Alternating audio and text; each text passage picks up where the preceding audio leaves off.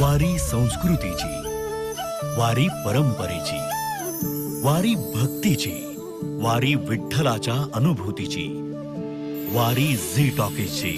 पंढरीची वारी म्हणजे 1000 वर्षांपासून महाराष्ट्रात चालत आलेली भक्तिमय परंपराच.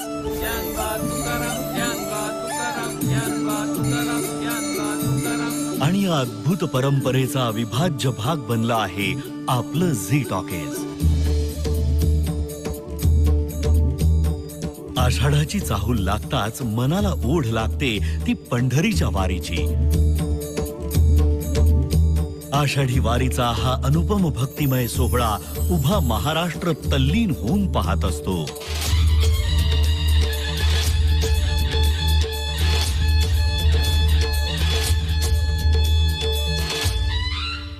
गेल्या अनेक वर्षांपासून हा भक्तिमय सोहळा अधिक नयनरम्य करण्यासाठी वारकऱ्यांसोबत अग्रस्थानी उभं आहे आपलं झी टॉकीज. ह्या झी टॉकीजच्या माध्यमातून जग ती वारी पाहत आहे आणि जे माणसं घरी आहेत ज्यांना सोहळा पाहता येत नाही तो झी टॉकीजच्या रूपाने त्यांना पाहता येईल.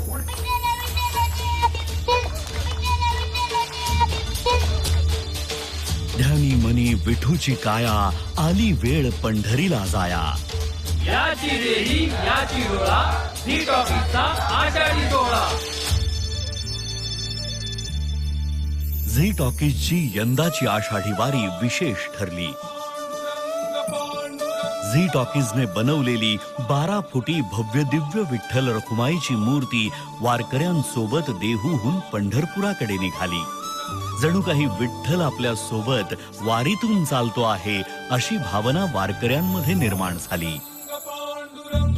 दररोज सकाळी आणि संध्याकाळी या मूर्तीची आरती करण्याचा बहुमान वारीतील भक्तांना मिळाला आणि वारकऱ्यांकडून या उपक्रमाला चांगला प्रतिसाद सुद्धा लाभला.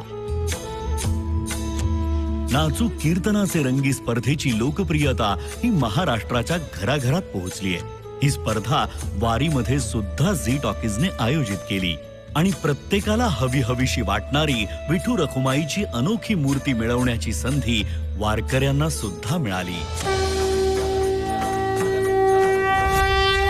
झी टॉकीजच्या नामवंत कीर्तनकारांच्या कीर्तनाने वारीतील वारकरी विठ्ठलाच्या भक्तिरसात अक्षरशः न्हाऊन निघाले आणि त्यांना वारीमध्ये विठ्ठल गवसल्याचा परमानंद मिळाला.